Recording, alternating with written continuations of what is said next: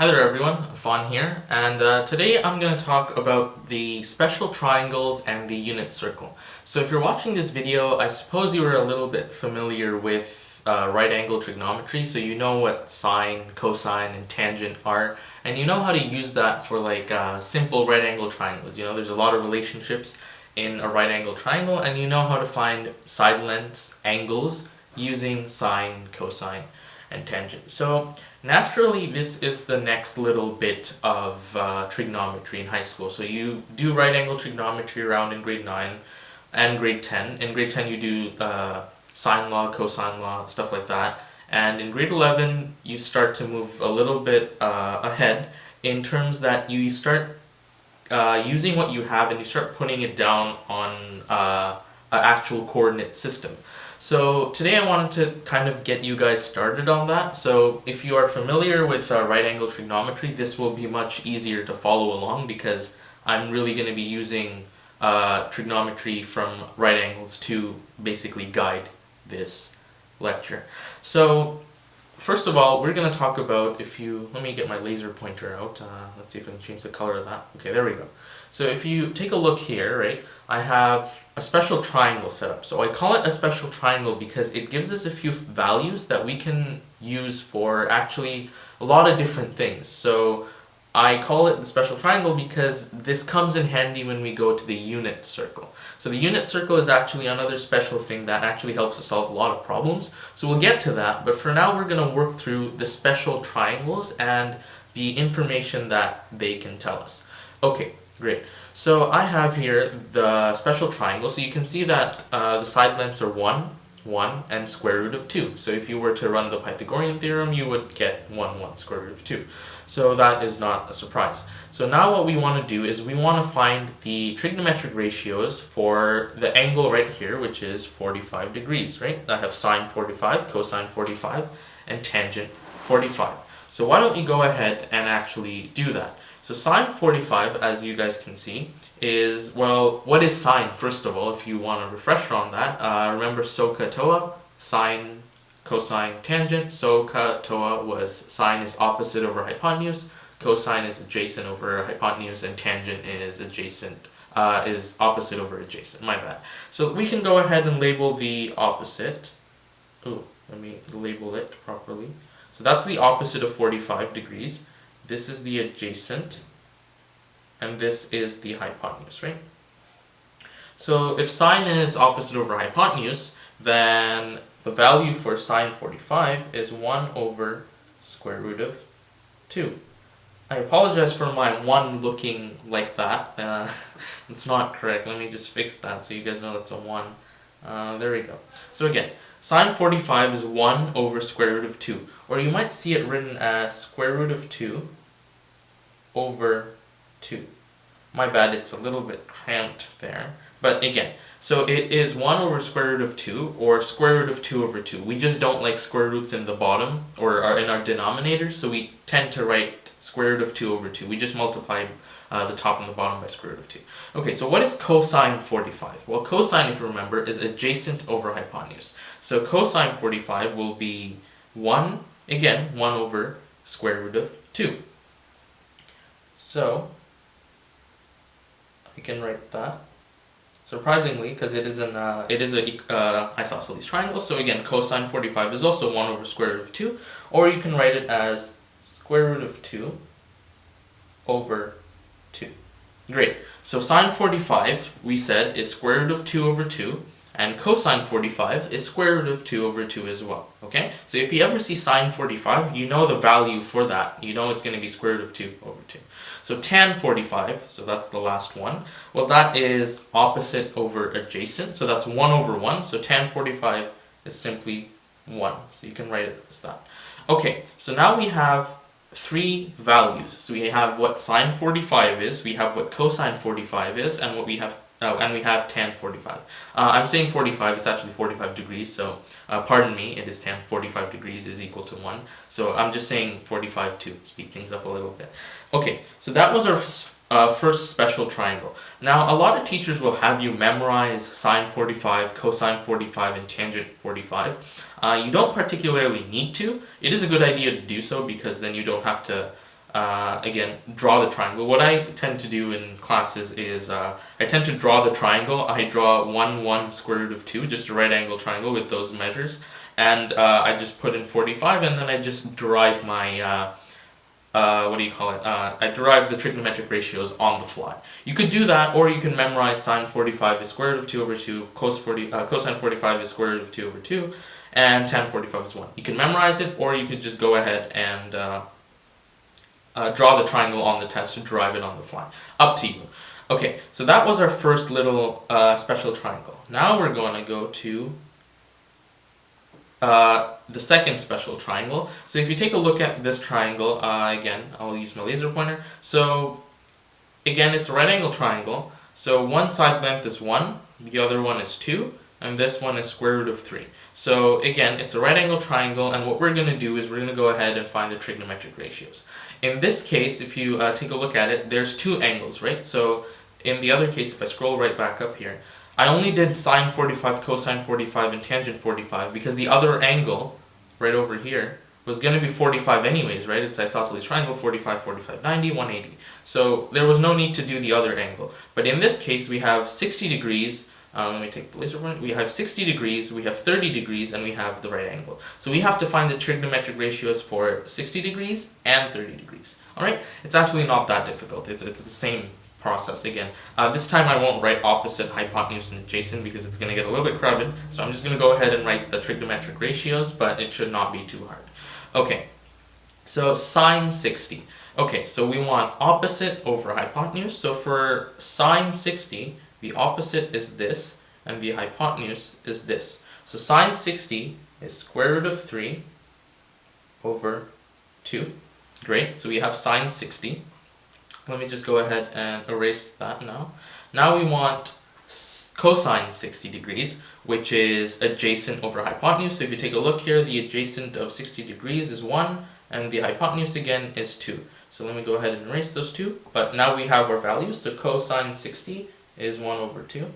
Great. And now we want tangent of 60. So tangent is again opposite over adjacent. SOHCAHTOA. So TOA is tan is opposite over adjacent. So opposite here is square root of 3, and adjacent here is 1. So let me go ahead and erase that. So tan 60 is square root of 3. Just we can say square root of 3 because it's square root of 3 over 1, right? So I can just write square root of 3.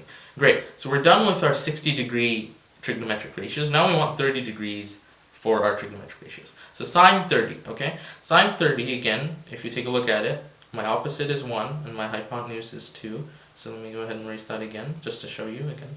So, okay, so 1 over 2 is sine 30. Notice how cosine 60 is 1 over 2 and sine 30 is 1 over 2. This is actually a connection you can make because sine is called sine and cosine is actually called complementary sine. It's a complement of sine. So I won't describe that too much. If you picked up on it, then that's great. In another video, maybe I'll talk about sine and cosine. But again, sine 30 was 1 over 2. Now we're going to talk about cosine 60. So cosine 30, my bad. So you can derive it again. So cosine 30 would be adjacent. So adjacent is this, and hypotenuse is this. So it would be square root of 3 over 2. Let me go ahead and erase that just to clean up the triangle. Ooh, I did not want to do that. I just wanted to erase that. Okay, there we go. Now I have tangent of 30 degrees. So tangent of 30 degrees is opposite over adjacent. So adjacent is right there, if you take a look at it. So it's going to be 1 over square root of 3. Again, we don't like having irrationalities in our denominator, so we're going to bring that up just by saying square root of 3 over 3. Again, what did I do? I just multiplied top and bottom by square root of 3, and then you don't have to worry too much about that. Again, now we have new values. We have square root of 3 over 2, we have half, we have square root of 3 for the 60 degrees, we have half square root of 3 over 2, and then square root of 3 over 3 for our 30 degree trigonometric ratios. So again, you might want to rewind back and get these trigonometric ratios really well understood and where they come from. So they come from the special triangles that I showed you. So here's one special triangle right there that we worked with, 1, 1, square root of 2, and the angle was 45 degrees, and that's the ratios we made. And the other special triangle we have is 1, 2 square root of 3. And then the angles in there are 60 degrees and 30. And again, we work through the ratios for each angle. Okay, great. Now we're going to talk about the unit circle. So this is one of the most fundamental ideas in trigonometry, and this is just going to really stick with you. And if you can understand this, trigonometry becomes so much easier. Oh my god, I do not want that up there. Okay, there we go. So trigonometry becomes so much easier as soon as you understand this very important concept. I didn't write my y and x axis. I apologize for that. Okay, so the unit circle is a really, again, important concept. I keep saying that. Okay, so take a look at this. I have my x and y axis, right? And I have a circle drawn around it, simply. So what I wanted to do is I drew a radius. Let's say the radius of this circle was 1. You can see that, right? 1 is the radius. So I drew a radian right from the origin to the end of the circle. So this side we call is 1. This side is 1. So what would the x and y coordinates be for this specific point? So this point is what I'm talking about, that point right there. So one way we have of describing a coordinate system is just by x and y, the coordinates of x and y, right? But there's another thing called polar coordinates, so you don't have to worry too much about that. But we're basically gonna find the values of x and y here using cosine and sine, instead of using just saying x is at point 2 and y is at point 3. Instead of doing that, we're gonna use cosine and sine. So usually you'll have a radius of 1 and you have angle theta. So you use the angle in here, so there's going to be an angle and then there's going to be a radius. Using the angle and the radius, we can actually find the values of x and y.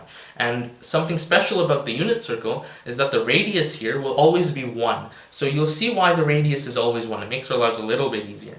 So what would the value of cosine and sine really be for x? So what would cosine theta be? Right, so I have an angle theta there, and what would sine theta really be in this case?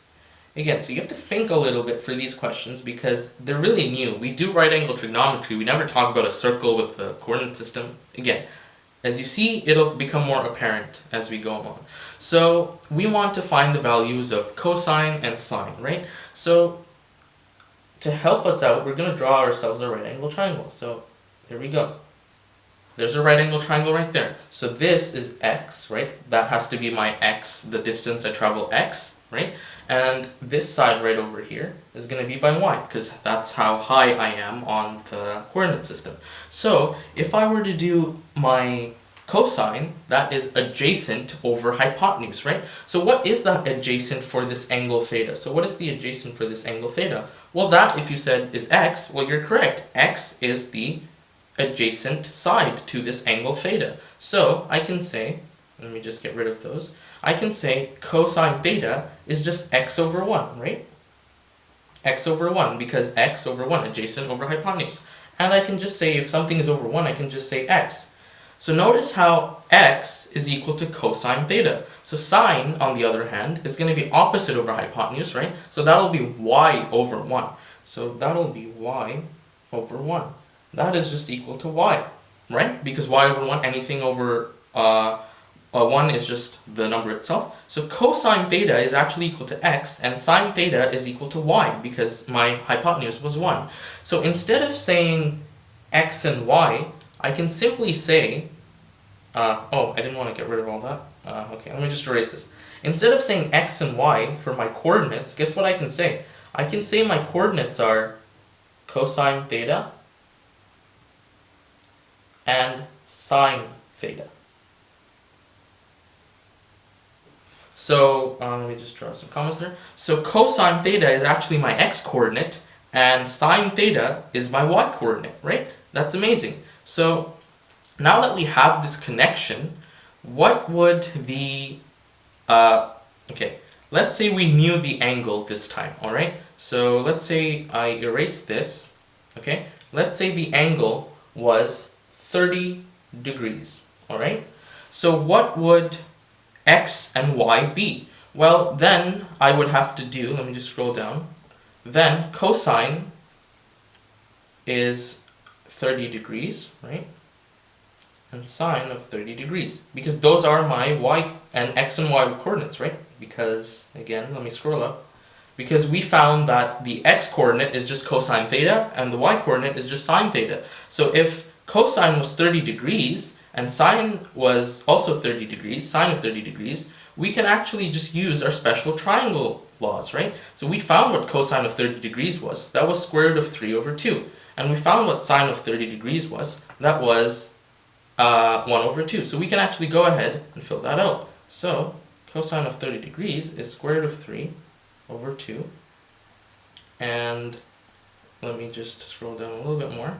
And sine of 30 degrees, oh god, okay, is a half. So if I had an angle and I wanted to find the coordinates of that specific angle, like if I had an angle of 30 degrees and I wanted the coordinates of this point right here, right? I can just use my ratios that I found, cosine and I can use cosine and sine to find the exact coordinates of x and y. All I need is an angle right here, an angle of whatever, theta, and I just need to use cosine and sine. So the unit circle is a specific circle that has radius 1, and all the points on the circle are going to be represented by cosine and sine. Alright, so that's all I'm going to leave you with today. In the next video I'm going to talk about the unit circle completely. I'll have an actual unit circle out, and you guys can take a look for yourselves how the unit circle actually works. So again, hopefully this video really introduced you into the unit circle and trigonometry, a little bit more advanced trigonometry. So the unit circle, again, is a way we can describe points using just cosine and sine, because cosine theta, as we found, was just x over 1, and sine theta was just y over 1. So using that relationship, we could just say cosine theta is equal to x, so x is equal to cosine theta, and sine theta is equal to y. So using an angle and cosine and sine, I can find the coordinate of any x and y coordinate, really. And the unit circle comes in handy a little bit more as we move ahead, so I'll get there and I'll talk about that too. So in the next video, I'll hopefully cover a little bit more trigonometry and how we actually work with this stuff. Again, this was really just a really abstract concept for you guys to comprehend if you're just coming into this. It's like I go from right angle triangles to a circle on a coordinate system. It'll make sense as we go along and why we use the unit circle the way we use it. So again, hopefully that helped. Please leave comments if you have questions or you want me to clear something up. I'm always glad to do that. So again, hopefully this helped, and I hope you have a great day.